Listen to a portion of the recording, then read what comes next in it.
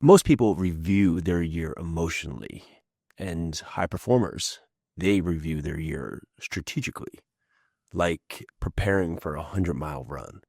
And today on the Live 100 podcast, with the year coming to a close, we thought it would be very important to review your year through the 100-mile mindset.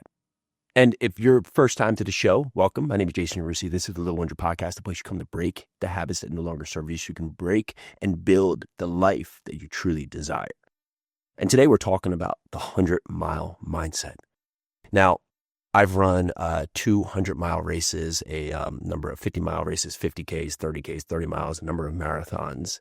But I never really considered myself a runner. I was always someone who loved sports, right? I played football, I played basketball. At times, when I was younger, I played baseball, I had played lacrosse, but I really loved basketball and football.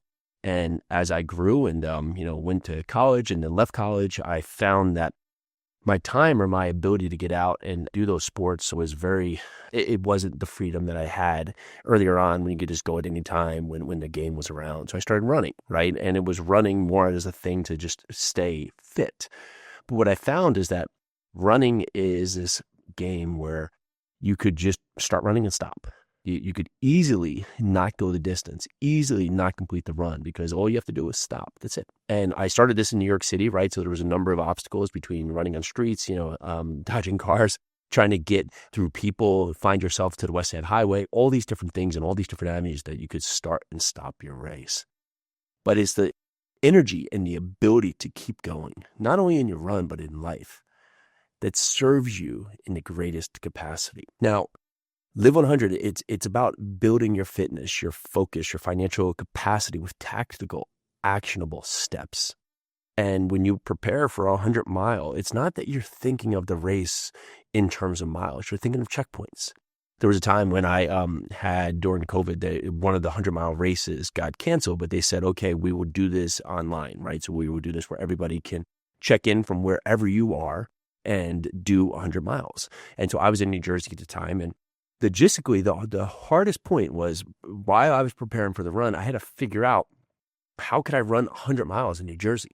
So I was able to map out a 25-mile loop that I could do, right? So I had the logistic points of that 25 miles, and it started at my house, and then it would finish at my house. And I would go through, I think, like 7 or 8 towns. Lo and behold, by the time I had to accumulate the route of the 25 miles, but it was the checkpoints, right? Because at this point, right, when you're running a big race or a marathon or anything else, you would have these checkpoints where they would be aid stations or places you go, grab a drink or grab food. So I logistically set up bags where I just had food left on the side of the road that I could find throughout my journey. It was that checkpoint. It was that ability to go and look at where will I need this food? Where could I potentially need to have this moment, this checkpoint for me to stop in? And when you look at your years in the same way, saying, okay, I need to figure out the route I need to go and the distance I want to accomplish across that, right? What is your ultimate goal? Where do you want to be at? Not only at the end of 1 year, 3 years, 5 years, 7 years, 10 years. And throughout that, what are the checkpoints? Where am I going to need to stop in for the energy break or to stop in to reassess? Is that weekly? Is that biweekly? Is that every month? How do I need to look back at what I am doing? Because these markers, they review the truth about your big goals. If your goal is to make $1 million this year, well, are you going to look at that on a weekly basis, on a monthly basis, on a quarterly basis? Because you have to look at, okay, where is this cash flow coming from? Where is this income coming from? Because if you just look at it the first quarter and on your goal to $1 million, you've only made $60,000.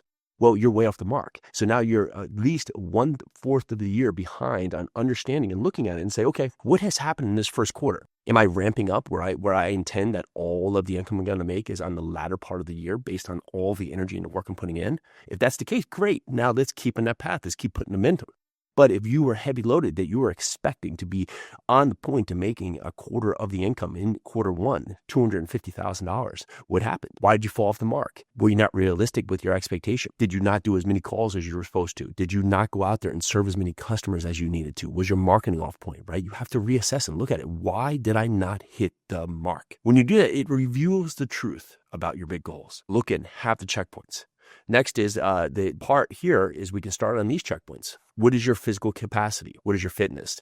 Do I build more capacity this year? Are you on a point where you've really let your fitness trail off, your health trail off? Has your energy declined? Is it improved? Can you build upon it? What habits are supporting you right now?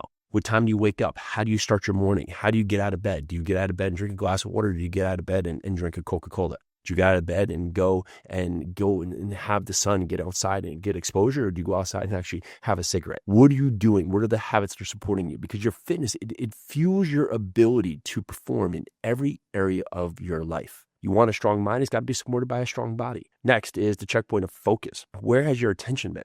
Are you finding that you want to have these goals, but you're scatterbrained? You find that all these alerts in your phone or all these people coming into your office or all these things happening throughout your day keep you away from really focusing on what is important. Or it's difficult, right? It's difficult, so you find ways to distract yourself from the difficult goal ahead because it's going to be a challenge. What could create clarity in your day? What could create the levels of focus? What could put your mind right in the right state of mind? You need to take a moment and meditate in the morning to clear your mind to determine what becomes the actions that are needed to your goals. And when should you do them? Some people operate better in the morning. Some people operate better in the evening. When do you need to put the time in to get the results that you truly desire? Next checkpoint is your finances, this decision capacity. How do you make smarter decisions for your finances? Do you even know where your money's going? It's amazing to me how many people don't even know or refuse to check where all their money is going. They know that they make $10,000 a month and somehow at the end of the month they have $400 left.